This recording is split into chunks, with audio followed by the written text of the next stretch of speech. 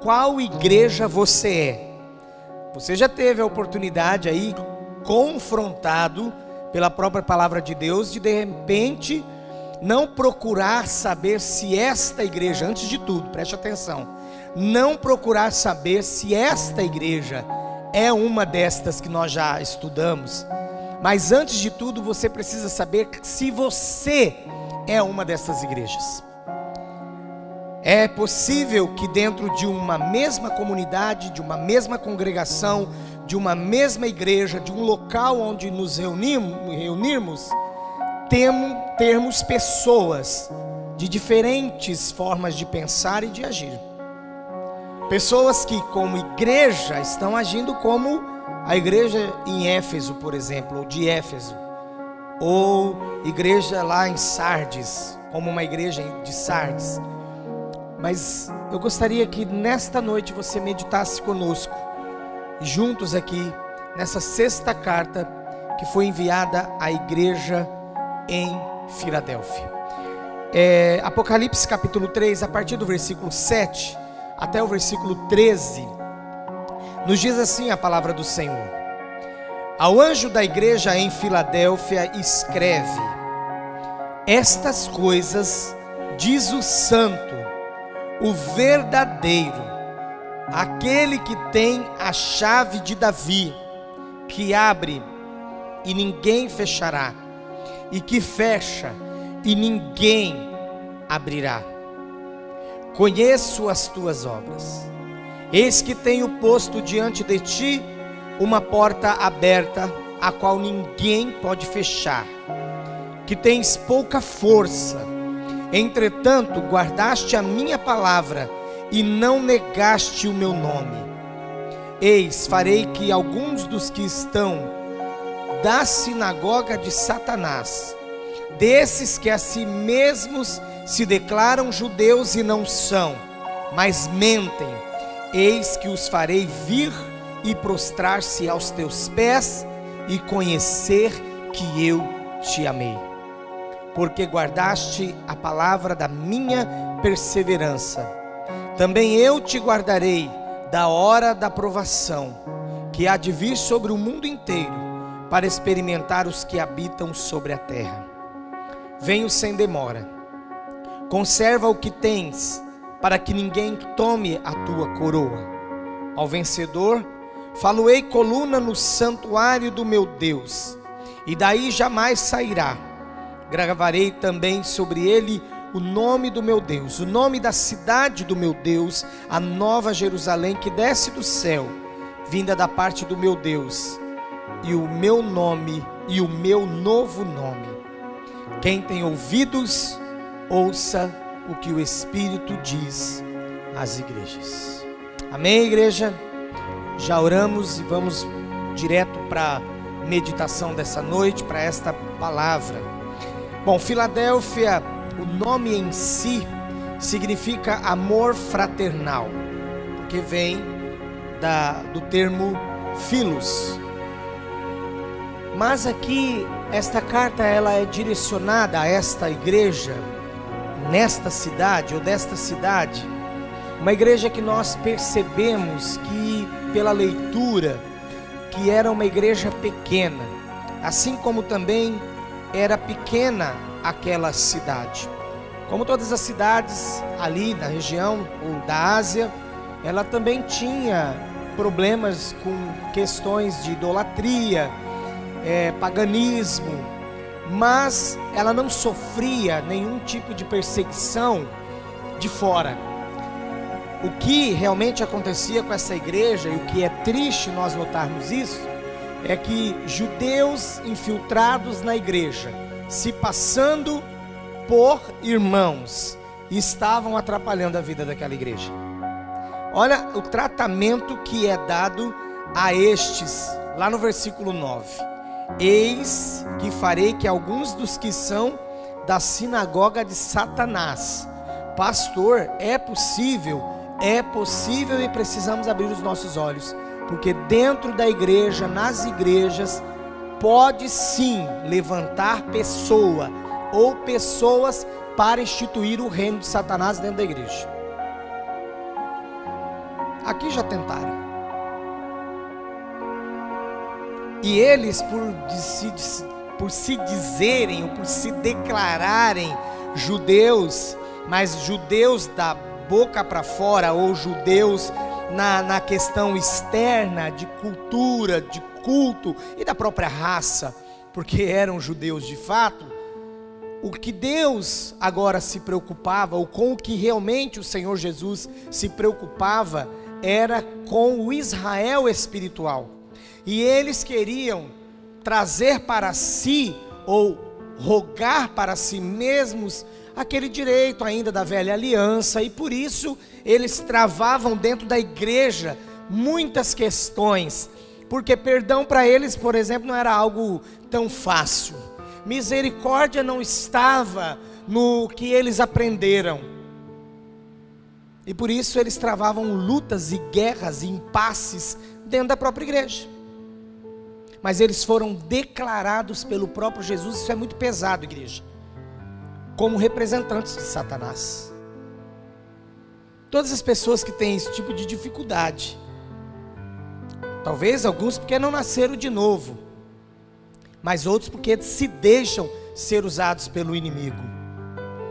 Eu quero que você pense seriamente, se você já foi pivô de algum problema em que trouxe prejuízos para a casa de Deus, porque é isso que eles faziam. Mas esta igreja era uma igreja forte, ao mesmo tempo que ela era pequena, fraca no sentido de tamanho, mas era uma igreja espiritualmente forte, porque todas as vezes que intentavam contra ela, a sua firmeza, o seu zelo, a maneira como ela estava alicerçada em Jesus, ela não se abalava. E isto é o que faz de uma igreja uma verdadeira igreja. Não é primeiramente o tamanho dela, não é primeiramente a quantidade de pessoas. Claro, não sou contra, jamais serei contra uma igreja crescer. Mas, diante do que nós vemos aí, um crescimento irresponsável, um crescimento que você não precisa mais cumprir a palavra de Deus, um crescimento baseado em quê? Olha, quanto mais sujo você estiver, já que Paulo disse que a graça superabundou, então você pode se sujar ainda mais, e enfim, as igrejas crescem, mas elas são fracas por dentro, ao passo que algumas igrejas, elas crescem de uma maneira um pouco mais devagar, porque ela se preocupa primeiramente com o que esta igreja se preocupava, que era afirmar-se naquilo que Jesus queria dela e para ela, e não apenas fazer da igreja um lugar onde as pessoas teriam o seu ego massageados, onde a pregação fosse light, para que as pessoas não se fossem embora se sentindo culpadas, onde a mensagem não fosse mais confrontativa sobre mudança de vida. Então aí a tendência era realmente crescer. Filadélfia, ela era diferente das outras cidades em tamanho, como também esta igreja também era uma igreja pequena, mas uma igreja que nós notamos que não teve para sobre ela ou contra ela nenhuma observação negativa por parte de Deus. E é isto que vale a pena ser igreja, eu repito, é isso, irmãos, é isso. Se chegarem um dia em mim e falarem: pastor Márcio, nós estamos convidando o senhor para vir para essa igreja, aí eu vou lá, vou pregar, vão me apresentar a igreja, é uma grande igreja estruturada. Eu converso com vários colegas pastores que a igreja é apresentada por ele assim, começa pelo caixa, depois pela estrutura, depois, mas aí tem uma certa reunião a portas fechadas, onde é proposto algumas coisas para o pastor, onde ele pode falar, ou sobre o que ele pode falar, até onde ele pode ir, sobre o que ele pode falar, para quem ele pode falar. Acha, pastor? Eu não irei para um lugar desse. Assim, se Deus me der um desafio, que é para ir lá consertar, nós vamos. Mas se for para ir lá e falar assim, ó, só fala o que a igreja quer ouvir, eu não irei. Uma vez, uma pessoa falou isso a respeito da nossa igreja. Ele foi a um retiro, achou bonito, achou moderno.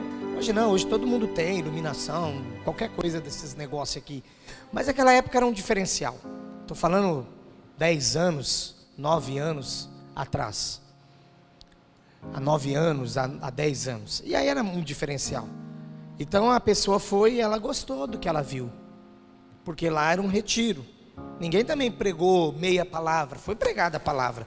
Mas acho que levado pela estrutura, pelo ambiente, pela dinâmica, pelas gincanas, por muito louvor, à noite uma palavra mais resumida, ele deve ter pensado, nossa, a igreja aqui é gostosa, né?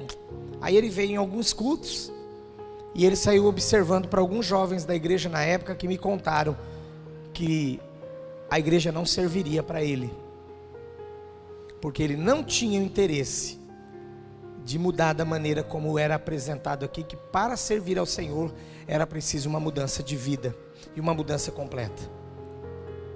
Eu não tenho nada contra as igrejas que estão crescendo, e creio que a nossa igreja vai crescer também, e estou lutando cada vez mais para que ela cresça, mas sempre com esse zelo e com esse cuidado, que as pessoas que entrarem nesse lugar saibam que aqui é apresentado o verdadeiro evangelho, a verdadeira palavra, as verdadeiras práticas, não uma coisa também que você fala, é impossível de ouvir, mas algo em que o Espírito Santo tem a liberdade de agir, e não algo que é falado para que as pessoas se encham daquela alegria, daquela alegoria, e saiam para a semana para viver a vida de qualquer maneira, porque lhes foi apresentada uma palavra de pouco compromisso. Eu sei que muitas vezes as pessoas querem até usar aquele termo assim, sacrifício. Não, o sacrifício é o de Jesus.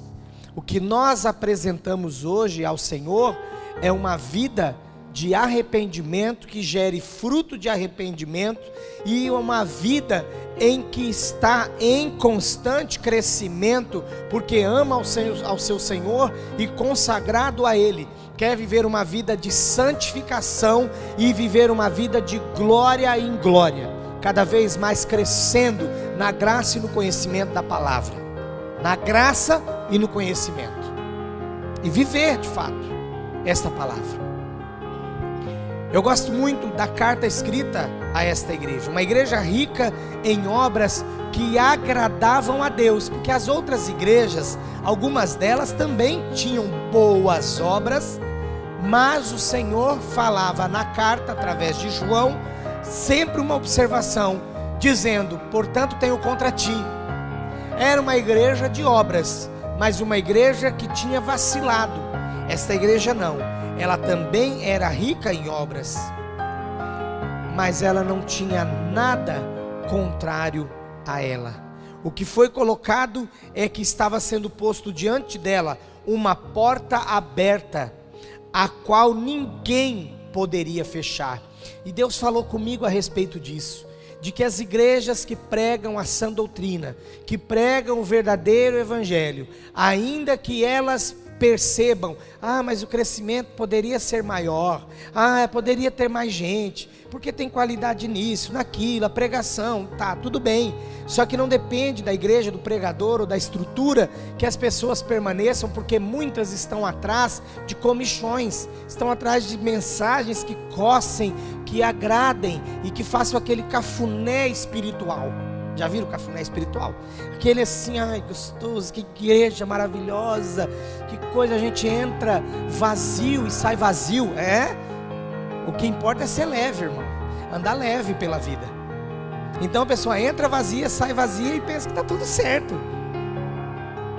Nós precisamos nos preocupar com isso, porque a promessa não é para essas igrejas do momento, da balada. A promessa que a porta permanecerá aberta, segundo essa palavra, é para a igreja que mantém-se firme e alicerçada na palavra de Deus, amém?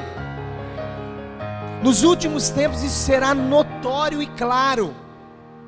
Bom, já tem que mudar umas pregações por aí, porque falar só de dinheiro, o caminhoneiro parou 6 dias, cadê o dinheiro?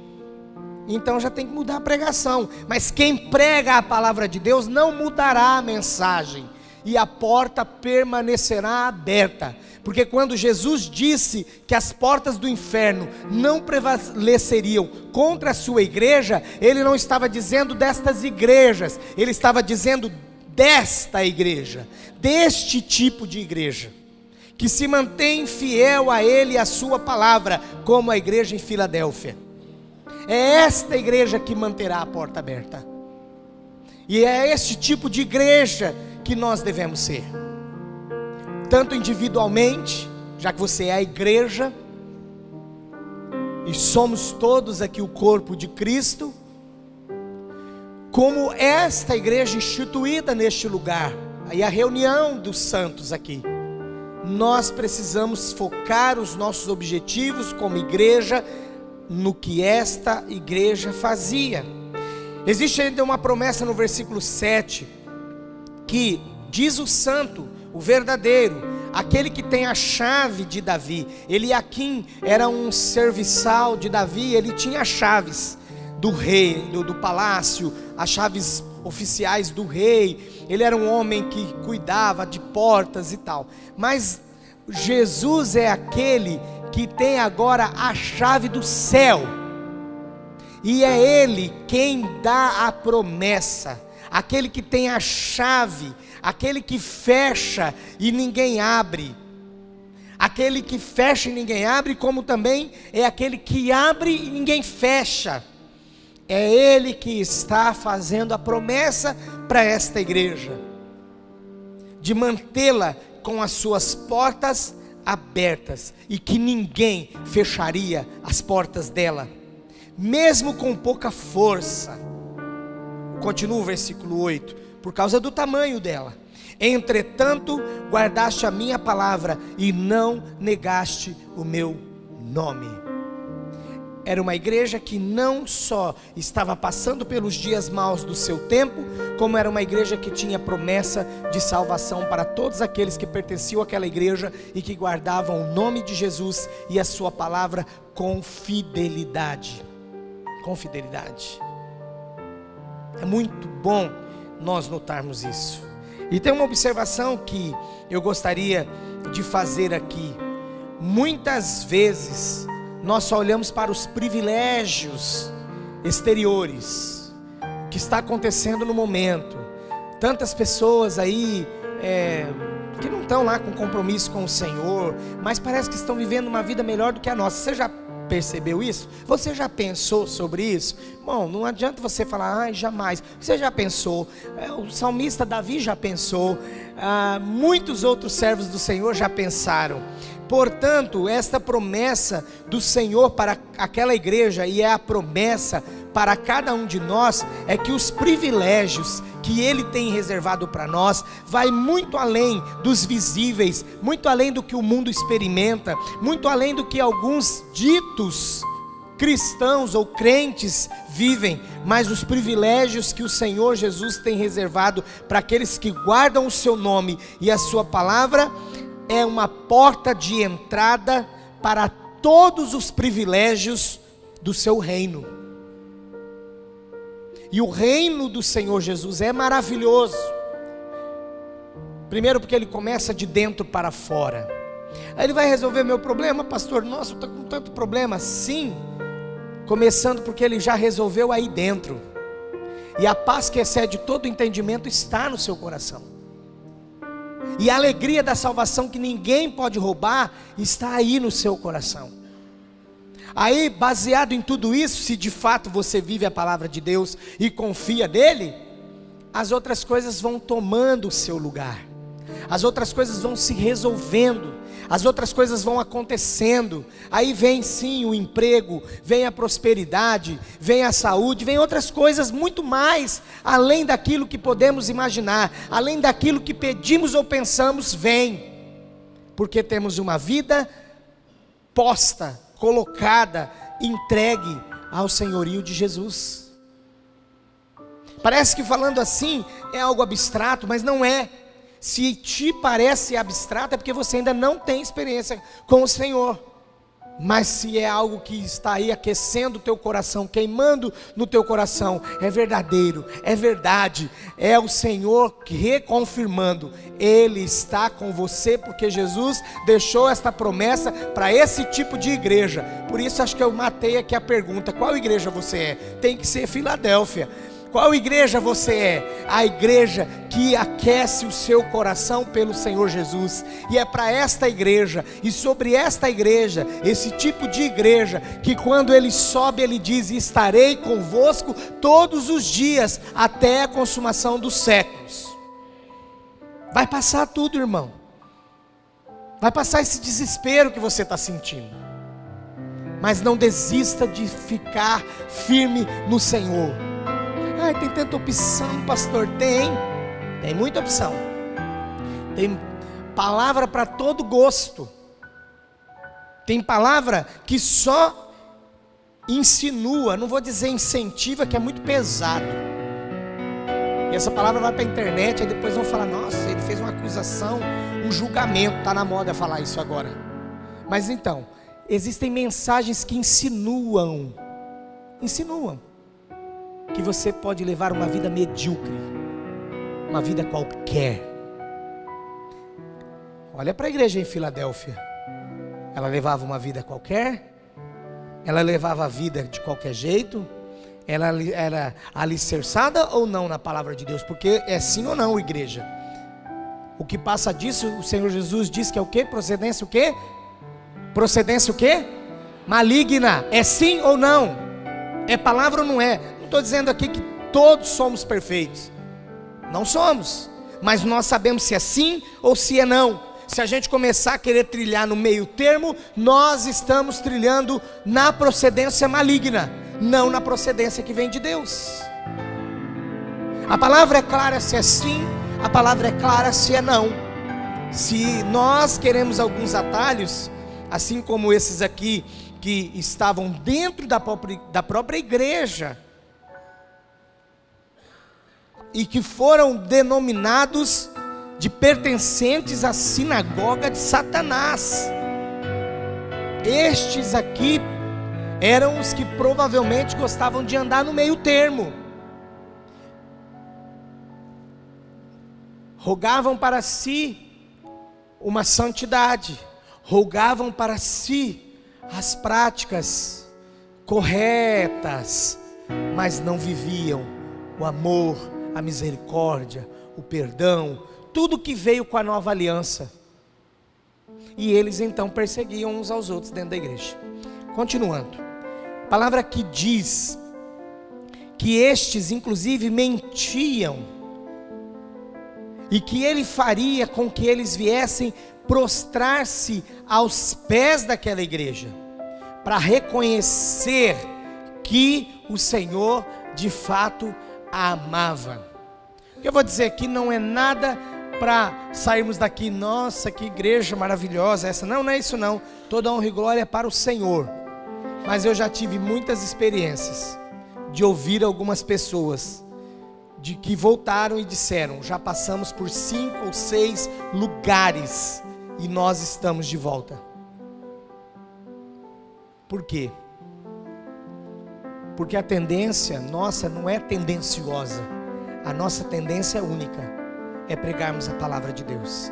As portas estão abertas desde o dia que ela foi fundada, com muita dificuldade, com muito desafio. Passa desafio e dificuldade até hoje, mas não arreda o pé da fidelidade, não arreda o pé de viver como uma igreja instituída como Jesus disse que ela deveria ser. Um lugar de graça? Sim. Um lugar de amor? Sim. Um lugar de perdão? Sim, porque inclusive esses aqui não queriam viver. Um lugar de misericórdia? Sim. Mas um lugar, antes de tudo, que a verdade é pregada. Quando a verdade é pregada, é instituída a justiça de Deus. E não é pesado, e não é enfadonho, e não é ruim, porque Jesus não é mentiroso. E Ele disse que deixo-vos a paz, a minha paz vos dou, e não a dou como o mundo a dá. Então, viver debaixo daquilo que Ele requer de nós, daquilo que Ele nos ensina, é algo que nos trará paz e não peso. Ah, não, fazer a vontade de Deus é um peso. Então você não tem um coração obediente ainda. Sabe quando eu percebi que eu deixei de ser infantil? Aquele menino, como o apóstolo Paulo disse para aquela igreja, claramente lá aos Coríntios: olha, vocês ainda estão fazendo coisa como meninos, porque ele disse: quando eu era menino fazia coisa de menino, andava como menino, falava como menino, mas agora que sou homem, adulto, deixei as coisas de menino. Sabe quando eu percebi que eu estava deixando de ser aquele infantilzinho? Não era tão novinho não, já estava com 11 para 12 anos, tá? Foi a minha última surra. Então o irmão percebe o grau de meninice que eu tinha. Eu percebi que eu deixei de ser aquele infantil, ou aquele menino da meninice propriamente dita, quando os meus pais começaram a falar o que eu deveria fazer, e eu, por obediência, cumpria e pronto. Porque se você está com 17, com 20, com 30, com 40, com 50, estou aumentando, pasmem, com 60, com 70 anos, e fazendo coisa de menino, você é débil. Está faltando parafuso na cabeça. E espiritualmente falando, talvez não nasceu de novo. Tem que mudar, irmão. Uma hora tem que mudar. Tem que resolver ser adulto na fé. Pessoas que outro dia me cobraram aí: não sei quantos anos que eu estou na igreja. Quantos anos? E daí? Comendo papinha? Você já imaginou um filho de 10 anos comendo papinha? É normal isso, igreja? Você queria ter um filho que chegasse na igreja e falasse: ai pastor, só um momentinho que eu vou dar papinha para ele, um menino desse tamanho assim? Mas tem muitos na fé comendo papinha. E vai até quando isso? Essa igreja não. Essa igreja, ela exalava maturidade espiritual. Olha o que Jesus fala dela. É o que eu preciso ouvir dele, é o que você precisa ouvir dele, é o que nós precisamos ouvir dele, cada um de nós individualmente, mas é o que esta igreja, a PIB Norte, precisa ouvir de Jesus. A sua porta estará sempre aberta. Amém? Porque as ondas passarão, as coisas da moda passarão.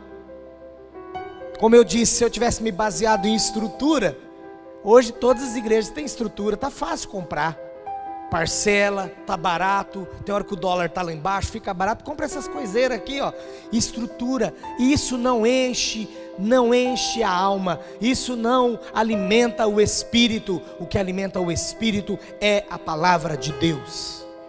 As outras coisas são complementos, podemos ter, podemos investir, é bonito, é legal, mas o que enche você, o que me enche é a palavra de Deus. Eu vou falar mais um pouquinho sobre o versículo 9, porque talvez você pode sair daqui com alguma dúvida. O que significava essa sinagoga judaica? É que na verdade eles se intitularam assim como uma sinagoga do Senhor. E eles estavam dentro da igreja, mas julgando todos os atos, inclusive do líder, porque aqui a carta é ao anjo da igreja, ao pastor, ao líder. E eles estavam ali julgando todos os atos. Eles se declaravam judeus, de fato o eram, na questão da raça, na questão da religião que eles ainda arrastavam. Eles eram judeus externamente falando, mas Jesus chama-os de mentirosos, quando diz assim: os que a si mesmos se declaram judeus e não são, mas mentem, porque mesmo sendo judeus externamente, a implicação aqui é clara, de que agora o verdadeiro judeu, ou o verdadeiro Israel de Deus, não são aqueles que são por fora, mas são aqueles que são por dentro. O verdadeiro Israel de Deus são aqueles que são por dentro. Por fora você pode falar de muita coisa, mas por dentro é o que está contando. Aí vai alguém dizer: tá vendo? Eu sou tão bonito por dentro, só por fora que está tudo estourado. Então tá desconecto aí. Por dentro é o primeiro lugar que precisa ser restaurado, mas tudo isso fluirá para fora, porque se não vier para fora, não tem obra dentro. Quem vive no pecado não está regenerado por dentro. Quem vive mentindo não está regenerado por dentro. Deu para entender?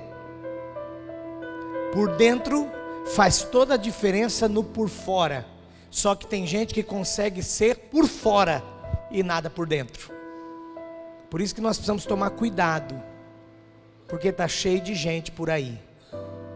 Uma vez a Veja, sei lá qual foi a revista, soltou uma matéria dizendo: a moda agora é ser crente.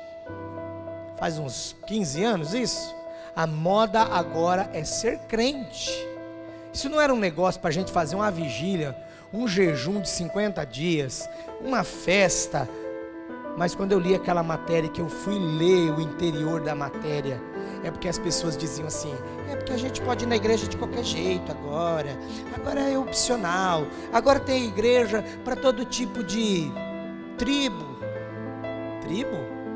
Deus fez de tudo para fazer de nós uma única nação e uma unidade, onde as pessoas pudessem ver a mim e a você juntos, que viria a Ele. E as pessoas estão dividindo a igreja de novo.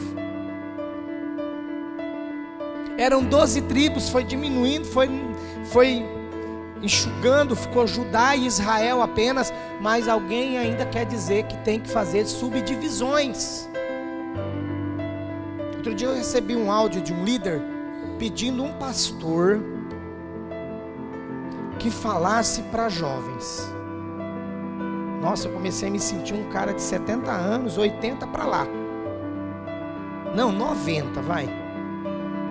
Porque ele disse assim: não é só na idade, viu, pastor?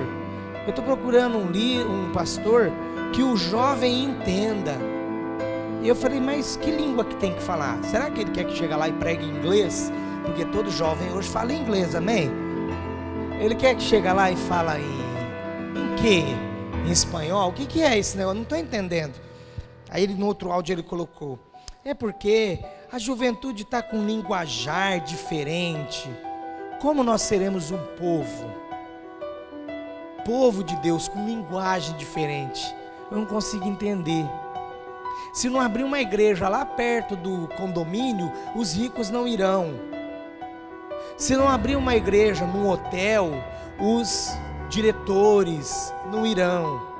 Os donos de empresas não irão. Como o mesmo povo terá muitas línguas, eu não entendo. A língua tem que ser uma só, a palavra de Deus. E o jovem tem que ouvir essa palavra, e ela, mesmo que você use com uma estratégia, contextualize, tudo bem, mas você não pode tirar o princípio e a verdade. A ideia que se passa é que precisa chamar alguém que vai chegar lá e falar assim: e aí, jovem, como é que você está? Ah, eu estou de mal a pior. Ah, a parada é essa, faz parte da vida, faz parte da fase. Mas se Jesus vem buscar o jovem e ele está com a vida torta, olha a responsabilidade, irmão. Como é que a gente pode defender uma tese dessa? Eu já falei para vocês que eu tenho aquela dificuldade da fase da vida, porque ninguém quer uma criança mal educada, embora tenha uma fase da vida que a criança, ela é, por crescimento, por questões psicológicas, ela é boca dura. Mas qual pai e mãe que se dobra para isso? Se dobrar, a educação está errada, tem que corrigir, tem que falar que está errado, porque depois chega a adolescência, será aquele adolescente também triste, né, de se lidar. Então nós não podemos aceitar esse tipo de coisa. No versículo 10 ele fala: porque você guardou a minha palavra com perseverança, também eu guardarei da hora da provação que há de vir sobre o mundo inteiro. Aqui é bem escatológico, trata do final dos tempos. E aqui vai entrar linhas de pensamentos com relação se é antes, se é no meio ou se é depois da grande tribulação. Não é o assunto de hoje. O assunto é que a igreja de Cristo, ela será guardada dos momentos difíceis deste mundo, até aquele dia, até o dia da volta. Por isso que vale a pena ser fiel, por isso que vale buscar ser fiel, porque o versículo 12 tem promessa para o fiel: ao vencedor faloei coluna no santuário do meu Deus. Isso aqui é um simbolismo, por causa de um costume que eles tinham naquele tempo, de honrar um nome de alguém importante, talvez de um sacerdote, com acréscimos de coluna dentro do templo deles. É como hoje a gente tem aí memoriais com o busto da pessoa, o nome da pessoa, a quem querem honrar.